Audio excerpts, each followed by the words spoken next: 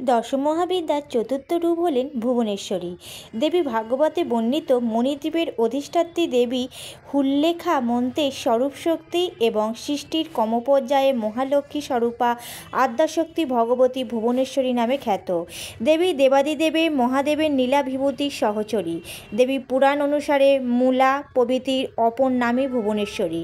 ঈশ্বর রাত্রে যখন ঈশ্বরের জাগতিক ব্যবহার সুপ্ত থাকে, সেই সময় একমাত্র ব্রহ্মই তার অব্যক্ত প্রভৃতি সহ অবশিষ্ট বা বর্তমান থাকেন। সেই সময় সেই ঈশ্বর রাত্রির অধিষ্ঠাত্রী দেবীর নাম ভুবনেশ্বরী। দেবীর গাত্রবর্ণ নবারুণ সদৃশ্য অরুণাভ, তার শিরে চন্দ্রমুকুট, তার হাতে পাশ, অঙ্কুশ, বরদ ও অভয় মুদ্রা। তার সৌম্যমূর্তি দর্শনে ভক্তের হৃদয় আপ্লুত হয়। তিনি ভক্তবৎসল্য বলে ভক্তকে অনায়াসে অভয় ও সিদ্ধি প্রদান করেন।